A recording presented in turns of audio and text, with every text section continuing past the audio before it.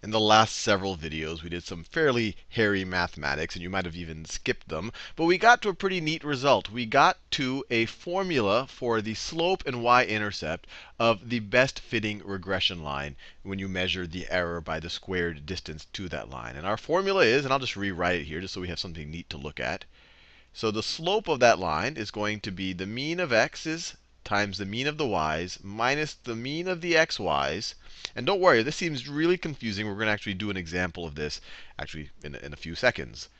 Divided by the mean of x squared minus the mean of the x squareds. And if this looks a little different than what you see in your statistics class or your textbook, you might see this swapped around. If you multiply both the numerator and the denominator by -1, you could see this written as the mean of the xy's minus the mean of x times the mean of the y's, all of that over the mean of the x squareds minus the mean of the x's squared. These are obviously the same thing. They're just you multiplying the numerator and the denominator by -1, which is the same thing as multiplying the whole thing by 1. And then, of course, whatever you get for whatever you get for m, you can then just substitute back in this, back over here to get your b. Your b is going to be equal to the mean of the y's minus your m, whatever m value you got over here. Let me write that in yellow so it's very clear. You solved for the m value here, minus m times the mean of the x's. Minus m times the mean of the x's. And this is all you need. So let's actually put that into practice. So let's say I have 3 points, and I'm going to make sure that these points aren't collinear, because that otherwise it wouldn't be interesting. So let me draw 3 points over here. Let's say that one point is the point 1, 1, comma 2. So this is 1, 2. So we have the point right over here. We have the point 1, comma 2. And then we also have the point. Let's say we also have the point, oh, I don't know. Let's say we also have the point 2, comma 1. Let's say we have the point 2, comma 1. And then let's say we also have the point,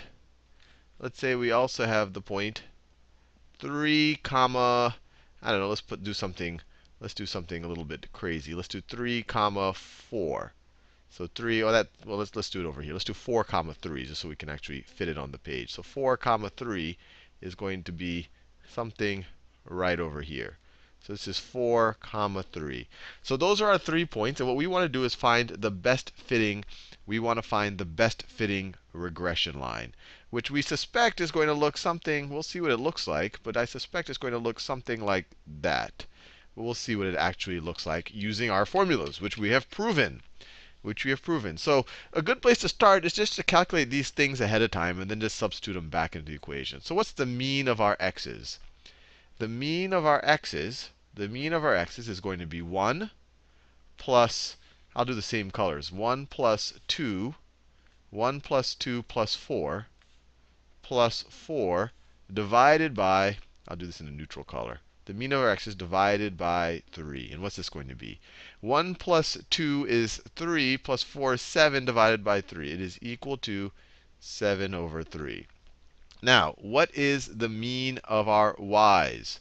The mean of our y's, once again, I want to do this in a neutral color. The mean of our y's is equal to 2 plus 1 plus 1 plus 3 plus 3, all of that over 3. So this is 2 plus 1 is 3 plus 3 is 6 divided by 3 is equal to 2. Is equal to 2. This is 6 divided by 3 is equal to 2. Now, what is the mean? What is the mean of our xy's? What is the mean of our xy's? Well, over here, it's going to be, so our first xy over here is 1 times 2. So it's going to be 1 times 2 plus 2 times 1 plus 2 times 1 plus 4 times 3 plus 4 times 3. And we have 3 of these xy's. So divided by 3. So what's this going to be equal to? We have 2 plus 2, which is 4.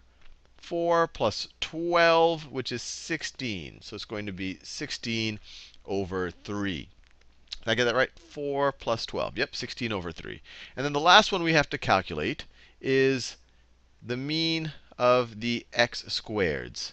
So what's the mean of the x squareds? The first x squared is just going to be 1 squared, this 1 squared right over here, plus this 2 squared, plus 2 squared right over here, plus this 4 squared, plus this 4 squared. And we have 3 data points again. So this is 1 plus 4, which is 5, plus 16. 5 plus 16 is equal to 21 over 3, which is equal to 7. So that worked out to a pretty neat number. So let's actually find our m's and our b's. So our slope, our optimal slope for our regression line, the mean of the x's, it's going to be 7/3, 7 over 3, times the mean of the y's. The mean of the y's is 2, minus the mean of the xy's. Well, that's 16 over 3. 16 over 3. And then all of that over the mean of the x's. The mean of the x's is 7/3 squared. So 7 over 3 squared minus the mean of the x squared. So it's going to be minus this 7 right over here. And now we just have to do a little bit of mathematics here. I'm tempted to get out my calculator, but I'll resist the temptation. It's nice to keep things as fractions. So let's see if I can calculate this. So this is going to be equal to, this is 14 over 3. 14 over 3 minus 16 over 3. All of that over, this is 49 over 9, right? 7/3 squared is 49 over 9. And then minus 7. If I wanted to express that as something over 9, that's the same thing as 63. That's the same thing as 63 over 9. And so in our numerator, we get negative 2/3, negative 2 over 3. And then in our denominator, what's 49 minus 63? That's negative, let's see, that's negative 14. That's negative 14 over 9. And this is the same thing as negative 2/3 times 9 over 14, negative 9 over 14. Divide numerator and denominator by 3. Well, the negatives are going to cancel out first of all. We divide by 3, that becomes a 1. That becomes a 3. Divide by 2, becomes a 1. That becomes a 7. So our slope is 3/7. Not too bad. Now we can go back and figure out our y-intercept. So let's figure out our y-intercept using this right over here. So our y-intercept, b, is going to be equal to the mean of the y's. The mean of the y's is 2, minus our slope. We just figured out our slope to be 3/7. So minus 3/7 times the mean of the x's, which is 7/3, times 7/3. Well, these just are the reciprocal of each other, so they cancel out. That just becomes 1. So our y-intercept is literally just 2 minus 1. So it equals 1. So we have the equation for our line. Our regression line is going to be y is equal to, we figured out m. M is 3/7. Y is equal to 3/7 x plus our y-intercept is 1 plus 1.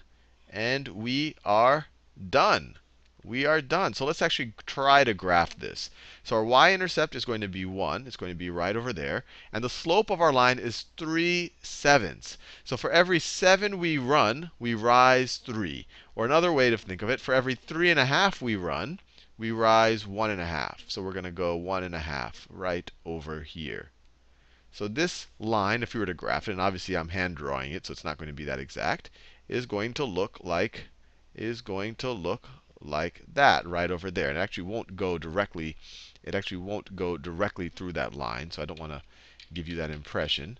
So it might look something like this. At this line, we have shown that this formula minimizes the square distances from each of these points to that line.